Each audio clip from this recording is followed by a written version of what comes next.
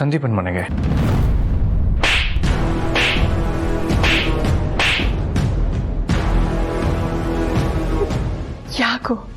ಯಾಕೋ ಹೀಗೆ ಮಾಡ್ತಾ ಇದ್ಯಾ? ಯಾಕೆ ನೀವ್ ನಮ್ ಹೀಗೆ ಹೊಟ್ಟೆ ಉರಿಸ್ತಾ ಇದ್ಯಾ? ನಾವೇನ್ ಪಾಪ ಮಾಡಿದೀವಿ? ನಾನೇನ್ ಮಾಡ್ದೆಮ್ಮ? ಆ ಎಸ್ಐ ಮನೆಗೆ ಹೋಗಿ ಯಾಕೋ ಗಲಾಟೆ ಮಾಡ್ದೆ? ಅವ್ರ ಮಗಳಿಗೆ ಬಂದಿ ಸಂಬಂಧನ ಯಾಕೆ ಹಾಳು ಮಾಡ್ದೆ ಹೇಳು? ಅವಳು ನನ್ನ ಜೀವನ ಹಾಳು ಮಾಡಿದಾಳೆ, ನನ್ನ ನೆಮ್ಮದಿ ಕಿತ್ಕೊಂಡಿದ್ದಾಳೆ. ಅದಕ್ಕೆ ಅವಳಿಗೆ ಸರಿಯಾಗಿ ಬುದ್ಧಿ ಕಲಿಸ್ದೆ. ತಪ್ಪ? ಸರಿ ತಪ್ಪಿನ ಬಗ್ಗೆ ನೀನ್ ನನಗೆ ಬುದ್ಧಿ ಕಲಿಸ್ಬೇಡ. ಅವಳು ತಪ್ಪು ಮಾಡಿದ್ರೆ ನೀನು ತಪ್ಪು ಮಾಡ್ಬೇಕೇನೋ? ಹುಡುಗಿಗೆ ಮದ್ವೆ ಸಂಬಂಧ ಬಂದಿದ್ರೆ ಹೋಗಿ ಯಾಕೋ ಗಲಾಟೆ ಮಾಡಿದೆ? ಬರೀ ಗಲಾಟೆ ಮಾಡಿದ್ದಲ್ಲ, ನಾನೇ ಆ ಹುಡುಗಿಗೆ ಮದುವೆ ಆಗೋ ಮದುವೆ ಗಂಡು ಅಂತ ಸಾಹೇಬನ್ ಮುಂದೆನೆ ಕುಂಗಿ ಊದ್ಬಿಟ್ಟು ಬಂದಿದ್ದಾನೆ. ಸಾಹೇಬ ಬಿಡ್ತಾನ ನನ್ನ? ಎಲ್ರು ಮುಂದೆ ಮಾನ ತೆಗ್ದಿದ್ದು ಅಲ್ದೆ ನನ್ನ ಪ್ರಮೋಷನ್ಗೂ ಕಲ್ಲಾಕಿದ್ದಾನೆ. ನಿನ್ನ ವೈಯಕ್ತಿಕ ದ್ವೇಷಕ್ಕೆ ನಿಮ್ಮ ಅಪ್ಪನ ಕೆಲ್ಸಕ್ಕೆ ಯಾಕೋ ಕಲ್ಲ ಹಾಕ್ತಾ ಇದೀಯಾ? ಅಮ್ಮ, ನೀನು ತಲೆ ಕೆಡ್ಸ್ಕೊಂಬೇಡ. ಅವಳು ಅವ್ರ ಅಪ್ಪನಿಗೆ ಹೇಳಿ ಸುಮ್ಮನೆ ಸಾಹೇಬರಿಗೆ ಎದುರಿಸಿದಾಳಷ್ಟೇ. ಅವ್ರ ಅಪ್ಪನ ಕೈಲಿ ಏನೂ ಕಿತ್ಕೊಳಕ್ಕಾಗಲ್ಲ. ಒಂದು ವೇಳೆ ಆ ಎಸ್ ಐ ಏನಾದರೂ ಸಾಹೇಬ್ರ ಪ್ರಮೋಷನ್ಗೆ ಸೈನ್ ಹಾಕಲ್ಲ ಅನ್ನೋದಾದ್ರೆ ಅದನ್ನ ನಾನು ಹಾಕಿಸ್ತೀನಿ. ಅದು ನನ್ನ ಜವಾಬ್ದಾರಿ. ಬೆಂಕಿ ಬಿತ್ತು ಇವನ್ ಮಾತಿಗೆ. ಇವನೇನು ಮಿನಿಸ್ಟ್ರು, ಇವನ್ ರೆಕಮೆಂಡ್ ಮಾಡಿ ನನಗೆ ಪ್ರಮೋಷನ್ ಕೊಡಿಸ್ತಾನಂತೆ. ಒಂದ್ಸಲ ಇವನೇನು ಅನ್ಕೊಂಡಿದ್ದಾನೆ ಕೇಳು. ನಾ ಬದುಕಿರ್ಬೇಕೋ ಇಲ್ಲ ಸಾಯ್ಬೇಕೋ? ಏನ್ರಿ ಬಿಡ್ತೋನೆ? ಸಂಜೆ ಹೊತ್ತಲ್ಲಿ ಯಾಕೆ ಈ ತರ ಎಲ್ಲ ಅಪಶಕನ ಮಾತಾಡ್ತಾ ಇದ್ದೀರಾ? ಇನ್ನೇನು, ಕತ್ತೆಗಾದಷ್ಟು ವಯಸ್ಸಾಗಿದೆ, ಇವನಿಗೆ ಒಂದು ಕೆಲಸ ಹುಡುಕೊಡಕ್ಕಾಗ್ಲಿಲ್ಲ, ನನಗೆ ಪ್ರಮೋಷನ್ ಕೊಡಿಸ್ತಾನಂತೆ.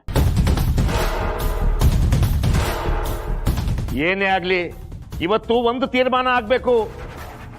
ಅವನಿರ್ಬೇಕು ಈ ಮನೆಯಲ್ಲಿ, ಇಲ್ಲ ನಾನು ಈ ಮನೆಯಿಂದ ಆಚೆ ಹೋಗ್ಬೇಕು. ನೀನೇ ಹೇಳು.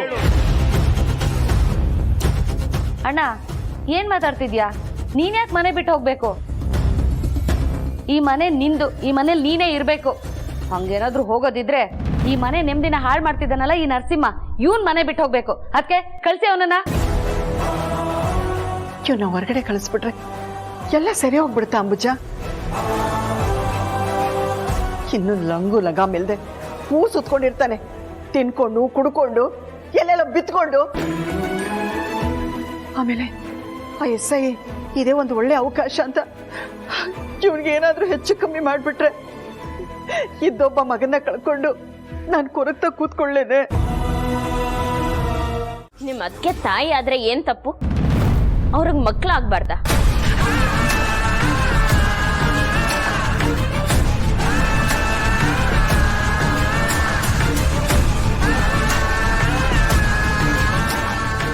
ಇವತ್ತು ಅವ್ರ ಹೆಸರಲ್ಲಿ ಮಾಡಿಸ್ಬೇಕಾಗಿರೋ ತೊಟ್ಲು ಪೂಜೆ ಬಗ್ಗೆ ನಿಮಗೆ ಹೇಳಿಲ್ಲ.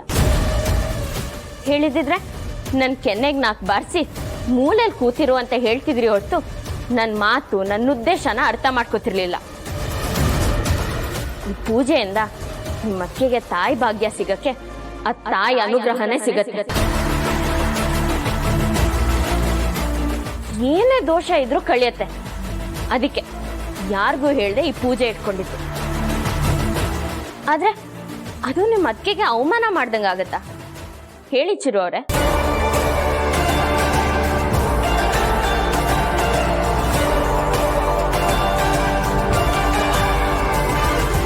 ಇವಳನ್ನ ಇನ್ನೂ ಮಾತಾಡೋದಕ್ಕೆ ಬಿಟ್ರೆ ಚಿರುಣ ನನ್ನಿಂದ ದೂರ ಹೋಗೋ ಥರನೇ ಮಾಡ್ತಾಳೆ.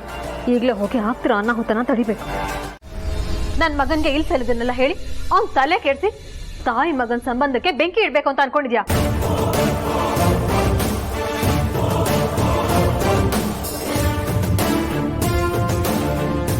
ನಾನ್ ತಾಯಿ ಆಗ್ಬೇಕು ಅಂತ ನನಗೆ ಅನ್ಸಿಲ್ಲ ಅಂದ್ಮೇಲೆ ಅದ್ರ ಬಗ್ಗೆ ಚಿರು ಹತ್ರ ಪ್ರಶ್ನೆ ಮಾಡೋದಕ್ಕೆ ನಿನಗೇನ್ ಅಧಿಕಾರ ಇದೆ?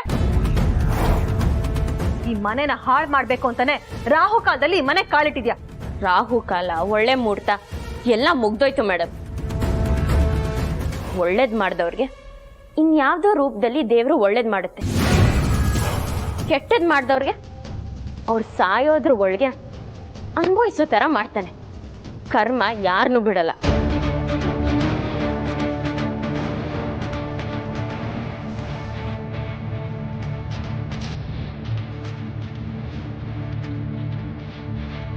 ಇಲ್ಲಿ ಯಾರು ತಪ್ಪು ಮಾಡಿದ್ದಾರೆ ಅಂತ ನೀನು ಹೇಳ್ತಾ ಇರೋದು? ನನ್ನ ಮಾತನ್ನ ಸರಿ ಅನ್ಕೊಂಡ್ರೆ ಅದು ಸರಿಯಾಗೇ ಇರುತ್ತೆ, ತಪ್ಪು ಅನ್ಕೊಂಡ್ರೆ ಅದು ತಪ್ಪಾಗೆ ಅರ್ಥ ಆಗತ್ತೆ. ನಿಮ್ಮ ಮೈದ್ನ ಯಾವಾಗಲೂ ನಿಮ್ಮ ಸೆರೆಗೆ ಹಿಡ್ಕೊಂಡು ನಿಮ್ಮ ಹಿಂದೆ ಓಡಾಡಕ್ಕೆ ಅವ್ರ ಚಿಕ್ಕ ಮಗು ಅಲ್ಲ.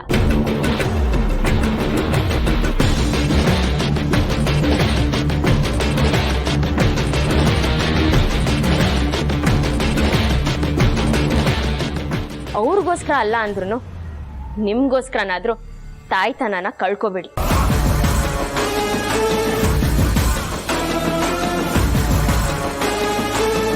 ಆ ಭಾಗ್ಯ ಎಲ್ರಿಗೂ ಸಿಗಲ್ಲ. ಪ್ರಪಂಚದಲ್ಲಿ ಎಷ್ಟೋ ಹೆಣ್ಮಕ್ಳು ತಾಯಿ ಆಗಲ್ಲ ಅಂತ ಕೊರಗ್ತಿದ್ದಾರೆ.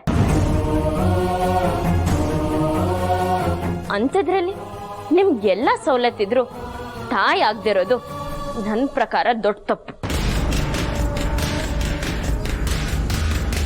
ಚಿರು ಅವರು ನನ್ನ ಹೆಂಡತಿಯಾಗಿ ಒಪ್ಕೋತಾರೋ ಬಿಡ್ತಾರೋ ಅದು ಅವ್ರಿಗೆ ಬಿಟ್ಟಿದ್ದು. ಆದ್ರೆ ನಾಳೆ ಅವ್ರಿಗೂ ಮಕ್ಕಳಾಗ್ಬೇಕಲ್ವಾ?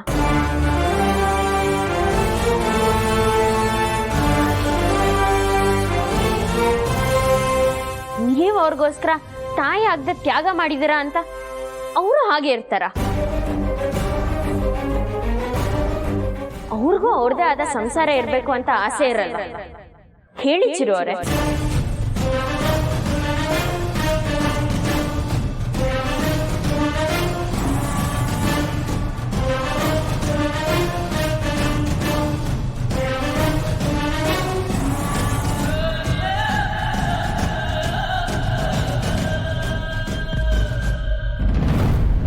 ಚಿರು, ನೀನ್ ಇವಳ ಮಾತಿಗೆ ಅಪ್ಸೆಟ್ ಆಗ್ಬೇಡ.